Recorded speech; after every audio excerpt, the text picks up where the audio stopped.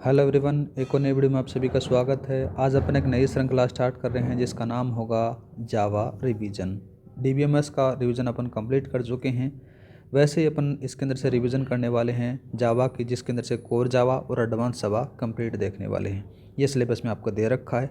सबसे पहले इसकी हिस्ट्री के बारे में बात करते हैं। तो इसको 1991 के अंदर से बनाया जाता है। तो नाम आता है इसका ग्रीनटाल के नाम से। फिर इसको नाम चेंज कर दिया जाता है। नाम चेंज होता है 1995 के अंदर से नाम हो जाता है उसका जावा। और बात करें इसका फाउंडर आ जाता है जेम्स गोसलिंग आ जाता है। कंपनी का नाम बात करें तो सन माइक्रोसिस्टम के द्वारा बनाया जाता है। पहला वर्जन बात करें इसका तो फर्स्ट वर्जन आता है JDK 1.0। वर्तमान में बात करें तो वर्तमान में जो वर्जन चल रहा है नाम आता है SE जावा 19। आगे बात करें अपन जावा के बारे में तो जावा क्या है, HLL है। बोले तो हाई लेवल लैंग्वेज आ जाती है। इसको थर्ड जनरेशन लैंग्वेज भी कहा जाता है। जावा के अंदर से बात करें तो जावा फिलहाल किसके पास में है, ओरेकल के पास में। किसके पास में गाइस, ओरेकल के पास में। अब बात करते हैं जावा के एडिशनों के बारे में। कौन कौन से एडिशन हैं जावा के जो यूज हो रहे हैं। तो एडिशनों के बारे में जब चर्चा होती है तो पहला नाम आता है JSE। SE का मतलब होता है स्टैंडर्ड एडिशन आ जाता है, जो कोर जावा में यूज किया जाता है। दूसरा जाता है जो एडवांस जावा में यूज किए जाएंगे, EE आ गया, इसको कहते हैं एंटरप्राइज एडिशन कहा जाता है। तीसरा जाता है ME को बोला जाता है गाइज क्या, माइक्रो एडिशन। ये भी एडवांस जावा का एडिशन है। ठीक है। एक आ जाती है जावा कार्ड। जावा कार्ड या इसको FX के नाम से भी जाना जाता है। ये भी एडवांस जावा का एडिशन है गाइज। अब नेक्स्ट बात करते हैं आगे एप्लीकेशन ऑफ जावा के बारे में कि एप्लीकेशन ऑफ जावा का जब चर्चा होती है तो इसके अंदर से आपको GUI देखने को मिलेगा, ग्राफिकल यूजर इंटरफेस, जिसके अंदर से डेस्कटॉप हो गया, कंसोल देखने को मिलेगा, कोर जावा मिलेगी और एप्लीकेशन देखने को मिल जाता है। ये सारे के सारे अपन पढ़ने वाले हैं। अगर बात हो वेब एप्लीकेशन की, जिसके अंदर से आपको वेबसाइट बनाना आ गया, एप्लीकेशन आ गया, वेब पोर्टल आ गया, ये सारी चीज़ें आपको देखने को मिल जाती हैं। मोबाइल एप्लीकेशन के अंदर से बात करें तो जितने भी एंड्रॉयड ऐप्स हैं वो जावा से बनाए जाते हैं। क्लाउड एप्लीकेशन हो जाते हैं, गेमिंग एप्लीकेशन हो गई, ये सारी की सारी चीज़ें आपको देखने को मिलती हैं। अब बात करते हैं फीचर्स ऑफ जावा के बारे में। इससे रिलेटेड एक क्वेश्चन जरूर आएगा, याद रखना। ठीक है। तो सबसे पहला नाम आ जाता है सिंपल। सिंपल आपको पता है कि सारी लैंग्वेज होती हैं वो सिंपल ही होते हैं, बस उनको प्रोग्रामिंग करना आना चाहिए। सिंपल क्यों बोला मैंने, सिंपल इसलिए बोला कि जावा के अंदर से जो हैं सिंटेक्स हैं वो ईजी होते हैं। दूसरा बात करें तो ये उप्स के कॉन्सेप्ट को फॉलो करती है। कौन सी, जावा। जैसे क्लास हो गई, ऑब्जेक्ट हो गया, इनहेरिटेंस हो गया, पॉलीमॉर्फिज्म हो गया, ये सारे के सारे क्या हैं, उप्स के कॉन्सेप्ट हैं जिनको जावा यूज़ करती है।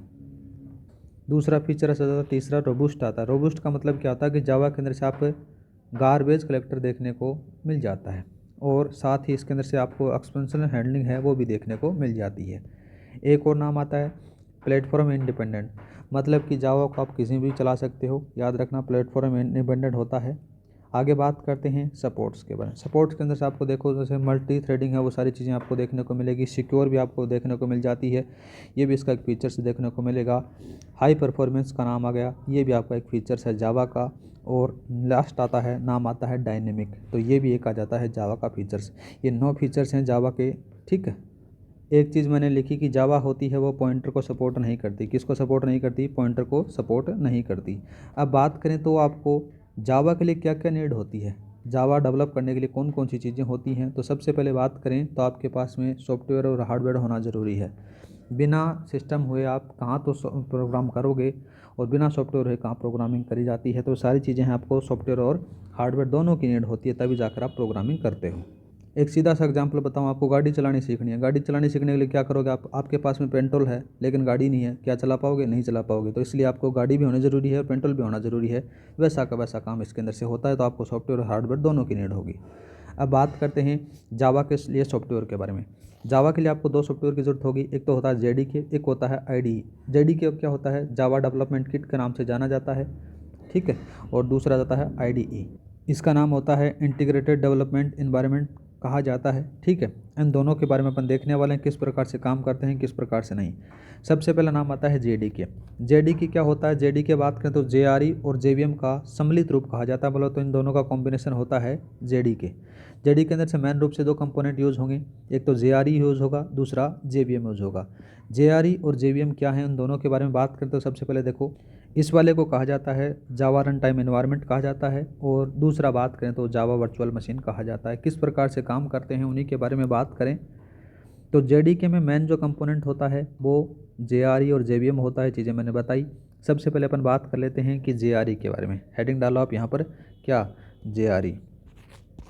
जेआरई की फुल फॉर्म आपने को मैंने बताया कि जेआरई का फुल फॉर्म होती है जावा रन टाइम इन्वायरमेंट का कहा जाता है, और ये मेन कंपोनेंट होता है जेडीके सॉफ्टवेयर का, ठीक है। और इसके अंदर से क्या होता है, रन टाइम इन्वायरमेंट प्रोवाइड करवाता है। इसके अंदर से जैसे आपको लाइब्रेरी हो गया, क्लास हो गई, सारी चीज़ें आपको देखने को मिल जाती हैं। दूसरा बात करते हैं, दूसरा नाम आपने देखा जेवीएम। जेवीएम की full form Java virtual machine इसको कहा जाता है। दूसरा कंपोनेंट मेन कंपोनेंट होता है जो जेडीके के लिए ज़रूरी होता है। इसके अंदर से होता क्या है कि जेवीएम के अंदर से क्या होता है, जेवीएम में जावा का जो प्रोग्राम रन होता है ना, उसके लिए क्या करता है कि जो प्रोग्राम को कंपाइल करने के लिए काम होता है वो सारी की सारी चीज़ें आपको यहाँ पर देखने को मिल जाती हैं। जैसे आपके पास में जेआरई के द्वारा बनाया गया, बनाने के बाद में जो प्रोग्राम कंपाइल हो, और कंपाइल होने के बाद में जो बाइट कोड है, बाइट कोड में कन्वर्ट हो जाता है, और बाइट कोड है वो जेवीएम में लोड होता है, और जेवीएम क्या करता है, रन में इस प्रकार से काम करने देखने को मिल जाता है। जेवीएम होता है ना, जेवीएम को रन टाइम इन्वायरमेंट जेआरई के द्वारा दिया जाता है। कौन देगा रन टाइम इन्वायरमेंट, देगा गाइस ये वाला बंदा।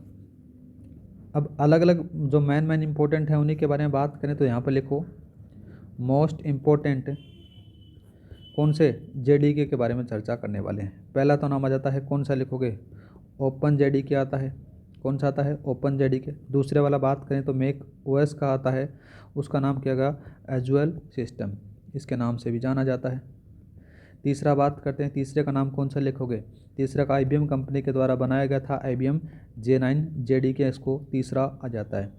चौथा बात करते हैं, चौथे का कौन सा लिखोगे, ओरेकल जेडीके हो जाता है, जो विंडोज़ ऑपरेटिंग सिस्टम के लिए यूज़ किया जाता है। ये 5 मेन इंपॉर्टेंट जेडीके हैं जो यूज़ किए जाते हैं।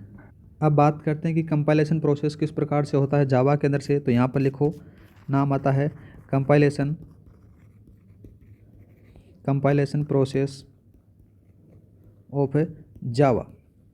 इसके अंदर से किस प्रकार से काम होता है वो सारी चीज़ें अपन देखने वाले हैं। सबसे पहले आपके दिमाग में आइडिया है कि प्रोग्राम क्या होता है, ये चीज़ें आप पढ़ चुके हो, आपको पता है। प्रोग्राम बात करें तो सेट ऑफ इंस्ट्रक्शन होता है, और इंस्ट्रक्शन क्या होता है, सेट ऑफ रूल रेगुलेशन होता है, सिंटैक्स होता है, उसको इंस्ट्रक्शन कहा जाता है। प्रोग्राम को अपन बोल सकते हैं सोर्स कोड, ठीक है। तो सोर्स कोड होता है, उसको अपन प्रोग्राम कह सकते हैं। जावा का जो सोर्स कोड एक्सटेंशन होता है आपको याद रखना है, क्या होगा, जावा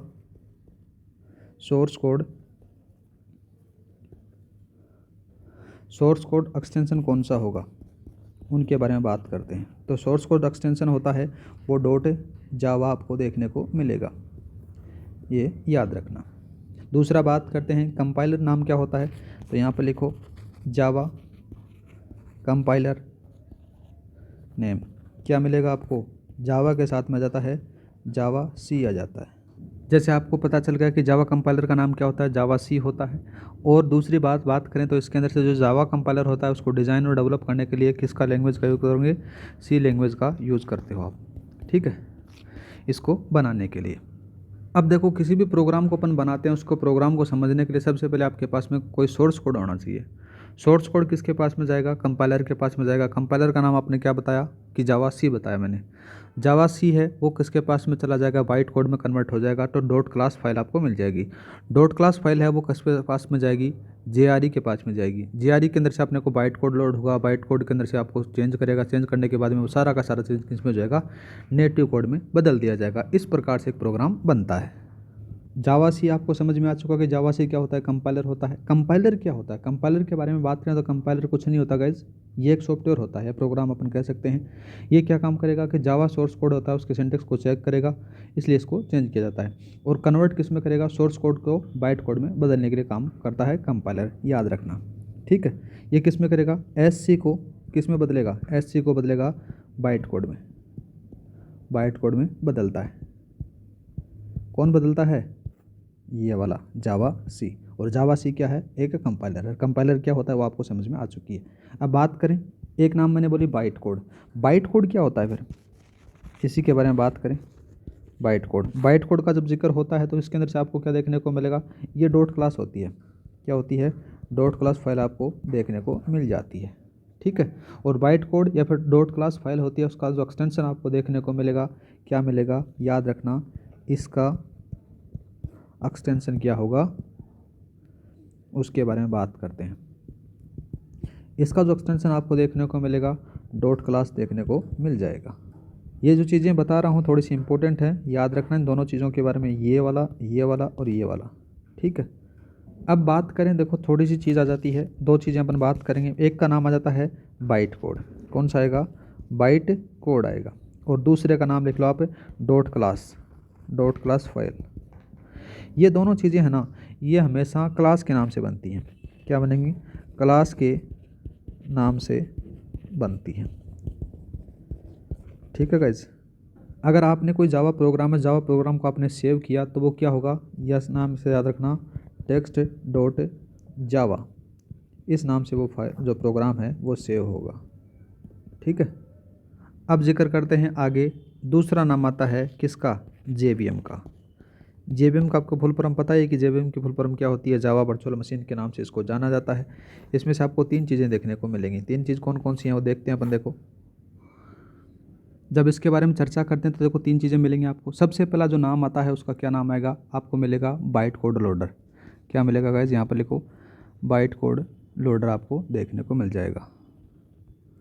चेंज करता हूँ इसको थोड़ा सा, यहाँ पर क्या होता है, बाइट कोड लोडर होता है, ठीक है।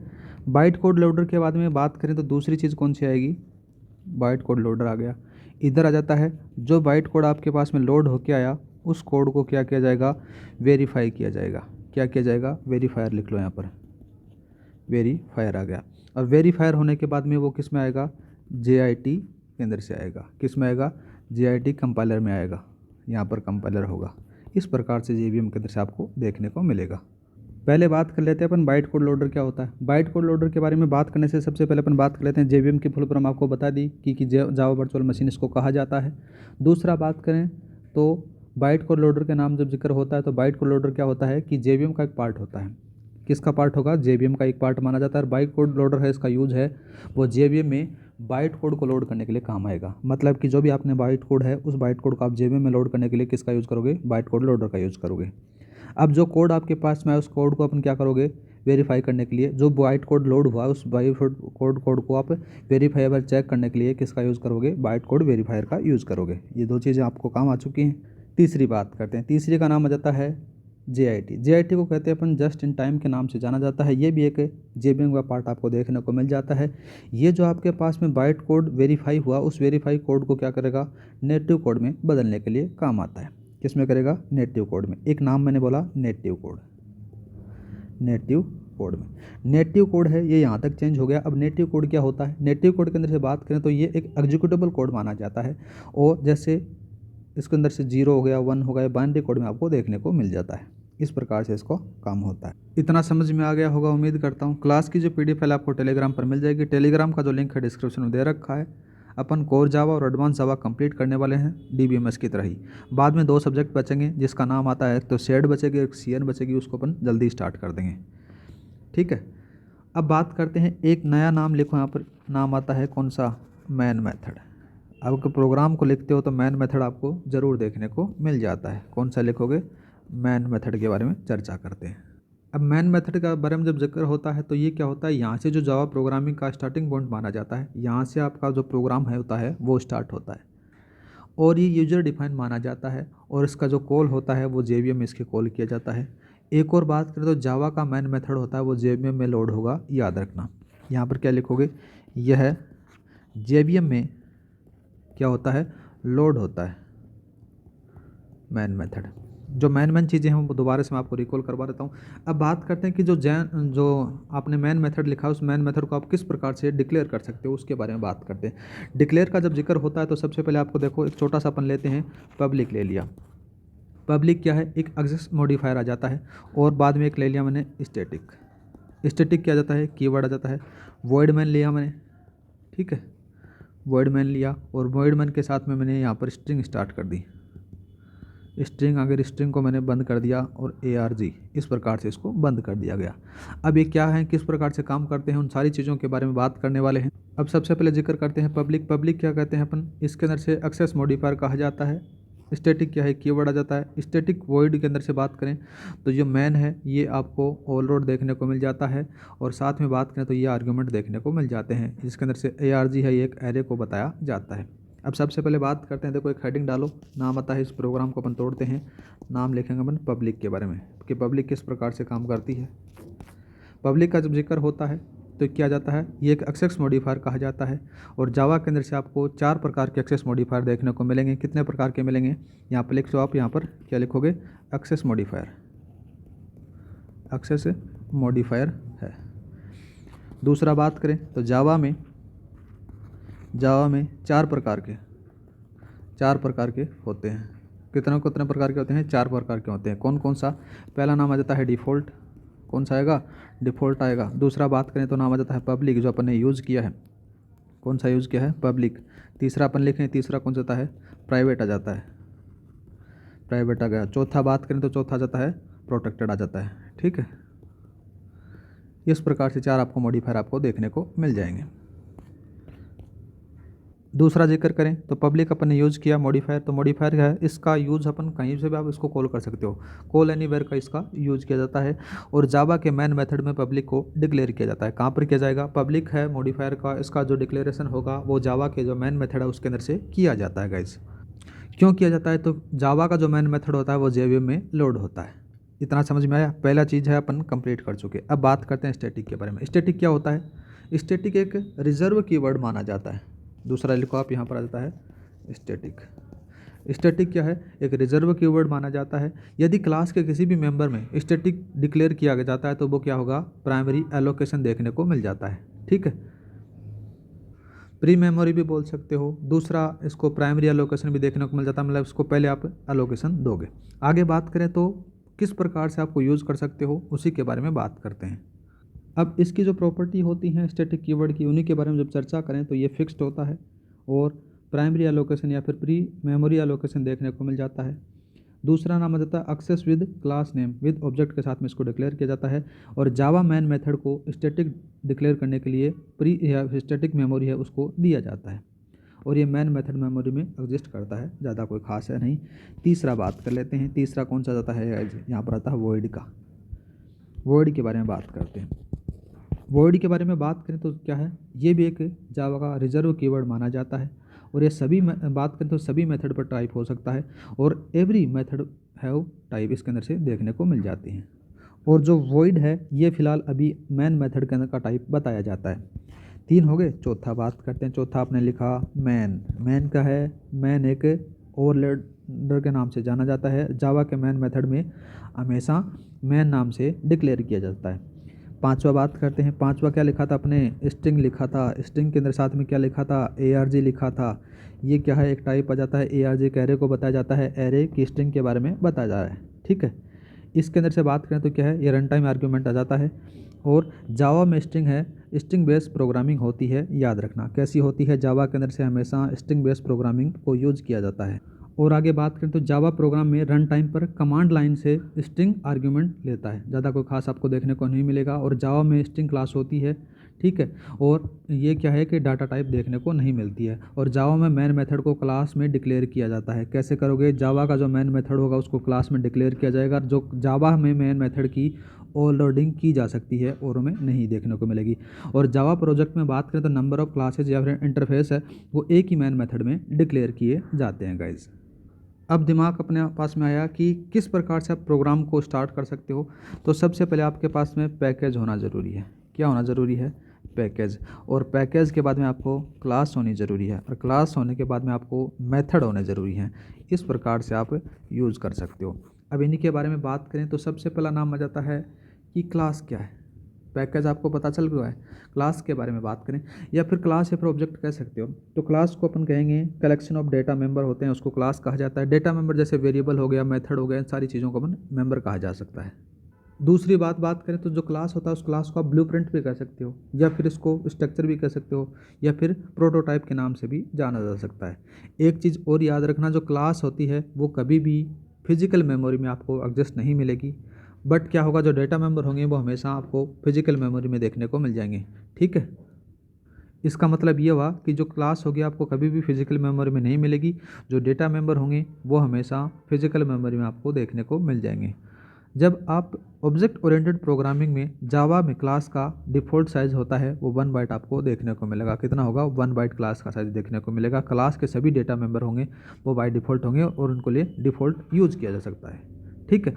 और क्लास के सभी डेटा मेंबर को अपन एक्सेस या फिर कॉल ऑब्जेक्ट के साथ में या फिर क्लास के नेम के साथ में कर सकते हैं। ये चीज़ें अपन देखी आज।